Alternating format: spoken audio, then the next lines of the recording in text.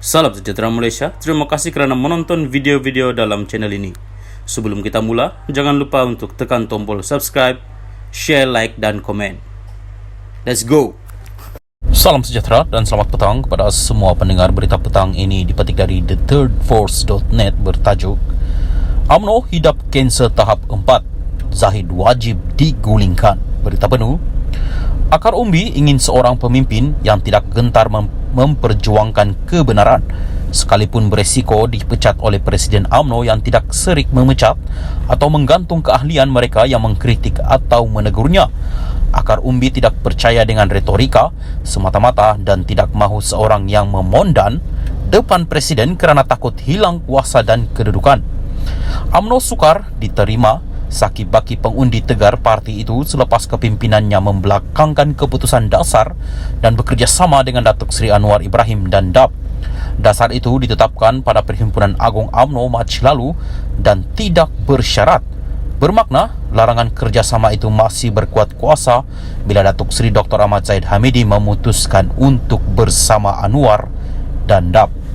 Keputusan itu disampaikan kepada Istana Negara tanpa pengetahuan ahli-ahli Parlimen Barisan Nasional menerusi satu warkah yang dialamatkan oleh Zahid secara rahsia kepada Yang di-Pertuan Agong.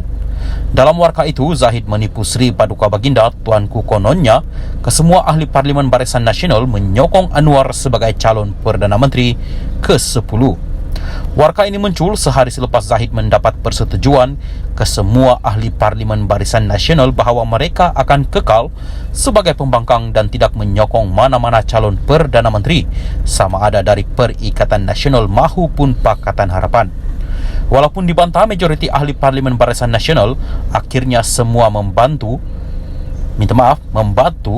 apabila kerjasama UMNO, Anwar dan DAP dihalalkan oleh Zahid dengan naratif palsu kononnya yang di-Pertuan Agong menitahkan agar Barisan Nasional menyertai kerajaan bersama Pakatan Harapan.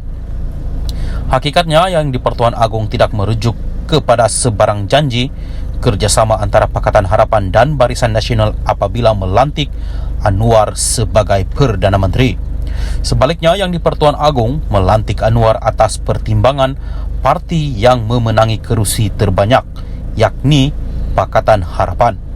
Yang di-Pertuan Agong juga melantik Anwar sebagai Perdana Menteri atas keyakinan bahawa semua ahli Parlimen Pakatan Harapan menyokong Anwar sebagai calon Perdana Menteri dan pendapat atau hemat Seri Paduka Baginda Tuanku bahawa Anwar mungkin mendapat sokongan majoriti di Dewan Rakyat.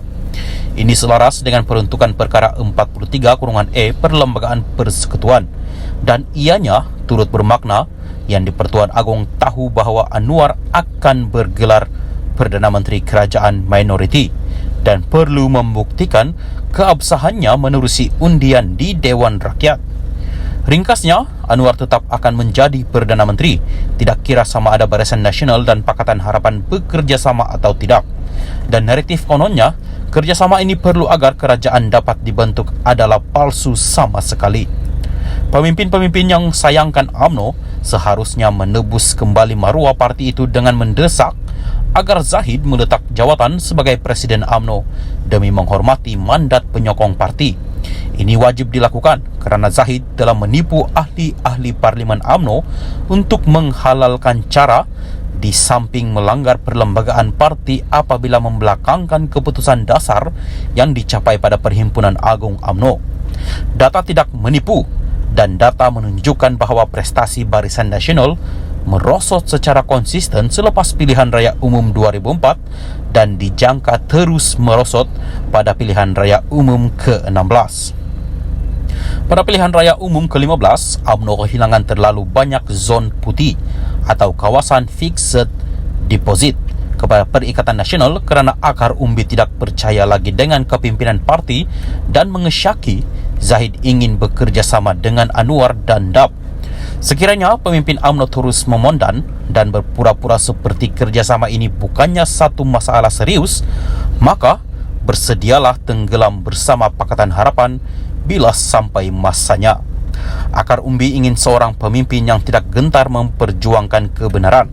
Sekalipun berisiko dipecat oleh Presiden UMNO yang tidak serik memecat atau menggantung keahlian mereka yang mengkritik atau menegurnya, akar umbi tidak percaya dengan retorika semata-mata dan tidak mahu seorang yang memondan depan presiden kerana takut hilang kuasa dan kedudukan. Salam sejahtera dan selamat petang kepada semua pendengar. Salam perpaduan. Berita terkini dipetik dari Sinar Harian bertajuk Khairi umum jadi ahli UMNO bahagian Sungai Buloh. Berita penuh. Bekas Ketua Pemuda UMNO Khairi Jamaluddin Abu Bakar mengumumkan bahawa beliau kini sudah menjadi ahli UMNO bagi bahagian Sungai Buloh, iaitu kawasan yang ditandinginya pada pilihan raya umum ke-15. Khairi yang merupakan timbalan Ketua UMNO bahagian Rembau itu memaklumkan mengenai perkara tersebut dalam satu video pendek di akaun TikTok BN Sungai Buloh pada Ahad ketika satu majlis di pusat daerah mengundi PDM Saujana Utama Sungai Buloh. Beliau yang juga bekas Menteri Kesehatan itu berkata, keputusan berpindah itu diambil kerana mahu menyelesaikan urusan yang tertangguh dan menjadikan kawasan itu sebagai kubu kuat BN. Saya tidak suka tinggalkan sesuatu yang tidak sampai kesudahannya, sebab saya memang yang macam itulah, agak perfectionist sikit. Kalau dah kalah itu mesti buat sampai menang. Saya tidak suka tinggalkan begitu sahaja dan saya rasa tidak adil kepada tuan-tuan dan puan-puan. Saya datang ke sini sebagai calon bidaan, terjun berprofil tinggi.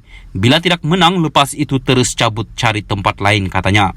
Pada PRU lalu, Khairi yang memperoleh 48,250 undi dalam perebutan kerusi Parlimen Sungai Buloh tewas dengan perbezaan majoriti tipis hanya 2,693 undi di tangan calon Pakatan Harapan PH Datuk R. Ramadan PKR yang meraih 50,943 undi. Soal pemilihan nanti kita bincang adik-beradik macam mana nak buat. Yang penting seperti mana saya sebut tadi, saya datang bukan hanya nak bertanding dan kalah terus hilangkan diri. Tidak, saya kekal di sini sehinggalah kita menang Parlimen Sungai Buloh, katanya. Parlimen Sungai Buloh yang mula diwujudkan pada tahun 2018 itu dimenangi oleh calon daripada Parti Keadilan Rakyat PKR, Sivarasa Rasia, pada PRU 14 dengan majoriti 43,631 undi.